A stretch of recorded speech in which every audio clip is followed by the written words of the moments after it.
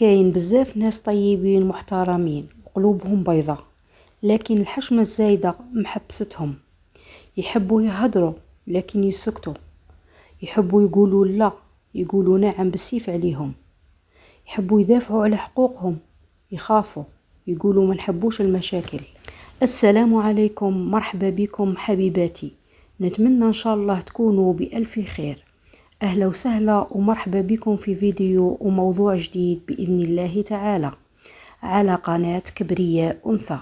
حابة نشكركم كامل على دعمكم ليا وعلى تعليقاتكم الحلوة، راها تحفزني وتفرحني باش نزيد نقدم محتوى أجمل وأفضل إن شاء الله. المواضيع اللي طلبتوها راها بعين الاعتبار، ما تنساوش دعموا القناة بلايك واشتراك فضلا وليس أمرا باه تكبر عائلتنا. موضوع اليوم كيفاش نحي الحشمة الزايدة. كي تنحي الحشمة الزايدة يعني مشي تولي إنسانة وقحة، لا، تولي إنسانة واثقة من نفسها، يعني تكوني تحترمي نفسك قبل ما يحترموك الناس الأخرى. قبل ما نطرقوا للموضوع يليق نفسره نشرحوا الفرق بين الحشمة والخجل الزايد.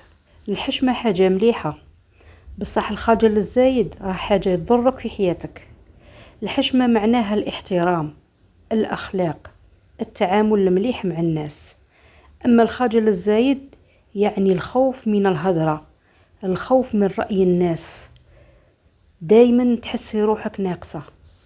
نعطيك مثال، كاين واحد في الخدمة يخدم مليح بزاف، بصح كي يجي وقت يهدر على حقه ولا يهدر على ترقية ولا يسكت، وفي الأخير شكون اللي يدي هذيك الترقية ولا اللي دافع على روحه، اللي يهدر، اللي دايما فارض نفسه حتى ولو ما يخدمش كيما هو، بصح يفوت صوالحه. هنا شتهي المشكلة، هنا مشي الحشمة، هنا يخاف من ردة الفعل. باه نقدر نقص الحشمة والخجل من حياتي نبدأ بخطوات صغيرة. ما تقدريش تنحي الخجل في نهار وليلة، بصح تقدري تنقصي منه شوية شوية. واش من خطوة نتبعها وكيفاش ندير؟ نعبر على رأيي مرة في النهار، يعني في أول نهار نبدأ فيه نعبر على رأيي، نعطي رأيي في موضوع، نقول كلمة لا على حاجة ما عجبتنيش، نسأل سؤال حتى ولو حاسة روحي متردة عليه.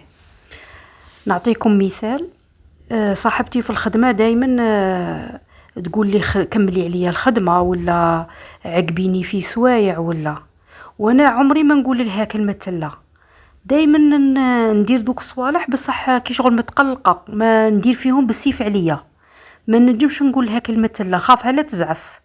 لا، مرة نجرب ونقول لها سمحي لي اليوم مانيش قاعدة، راه نحس بالخوف الأول مرة، بصح من بعدها نحس روحي نورمال عادي، صاي نتعود نقول كلمة لا. تعلمي تهدري على روحك. الإنسان اللي ما يهدرش على نفسه الناس تهدر عليه بطريقتها. نعطيك مثال، يعني تكونوا في اجتماع تاع خدمة، يكون كاين موضوع تتناقشوا فيه، وانتي عندك فكرة مليحة على هذاك الاجتماع، على هذاك الموضوع، تقولي خلي ما نقولش ما نهدرش، انا نبقى نسمع ونسكت. في الأخير ينطق واحد ويقول هذيك الفكرة ولا يقول نفس الفكرة اللي كانت انتي في بالك، حتى يقولوا له في الجماعة او فكرة شابة. يعني بهذاك الخجل تاعك راطيتي باه تفرضي الفكرة تاعك وتفرضي الوجود تاعك وتعطي الفكرة تاعك باه الناس تعطيك قيمة، تشاركي برأيك. وهنا ما كانتش الفكرة هي اللي ناقصة وانتي كنتي متردة منها، هنا انتي اللي كنتي ناقصة، الصوت تاعك هو اللي كان ناقص في هذاك الاجتماع. دربي روحك على الكلام، الثقة ما تجيش وحدها، الثقة تجي بالتدريب. نعطيك طرق، أهدري قدام المراية، ديري حوار بينك وبين كأنك راكي تخاطبي في إنسان، سجلي صوتك في الهاتف تاعك وبقاي تسمعي. ثاني ديري حوار، صوري فيديو حتى ولو ما كانش بيت حابة تنشريه، غير باه تعرفي الطريقة تاع المحادثة نتيا. كي تبقاي تسجلي روحك تقعدي كي شغل متخوفة، تقعدي خجولة، تقعدي بصح من بعد تتعودي. الثقة تجي بالتكرار، كي تقعدي تكرري في الموقف تتعودي عليه ويولي حاجة طبيعية، تولي حاجة عادية.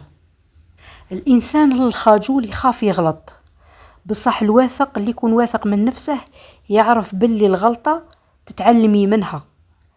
إذا غلطت حاجة عادية، نتعلم من الغلط تاعي.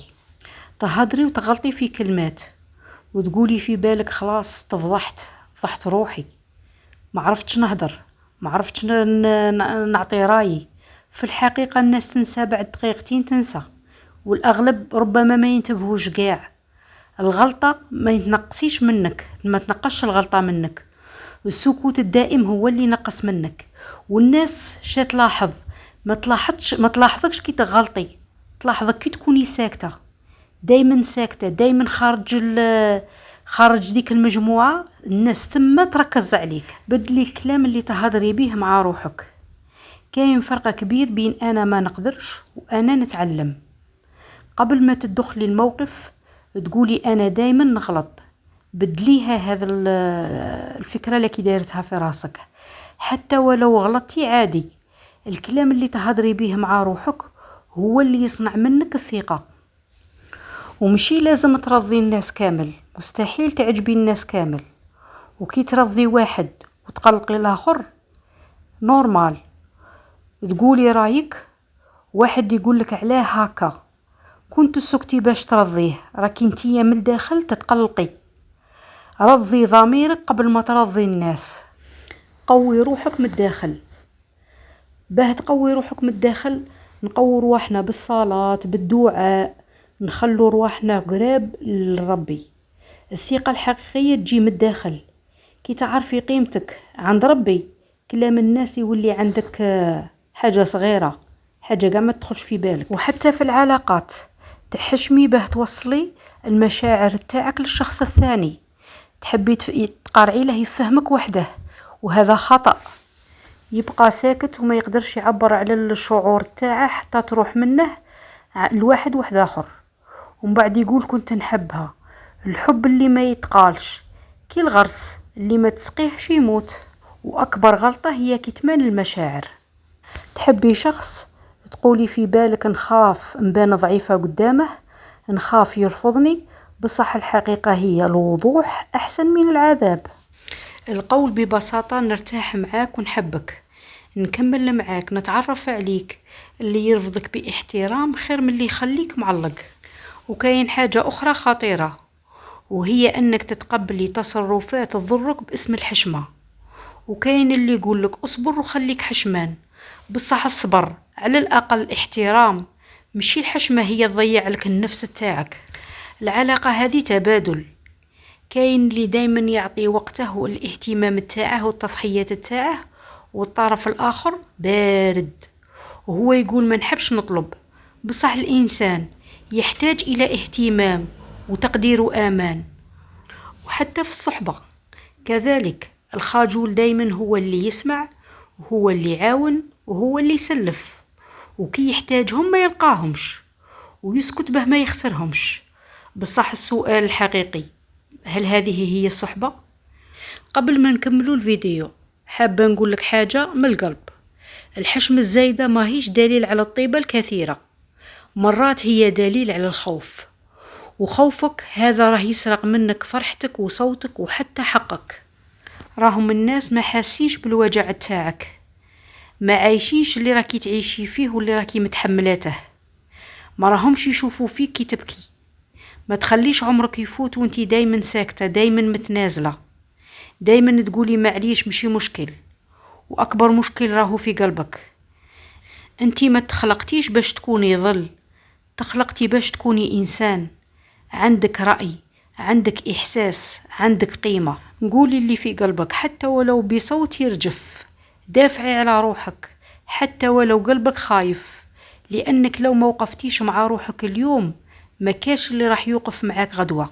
وحاولي تخلي روحك بالحشمة محترمة مشي مكسورة.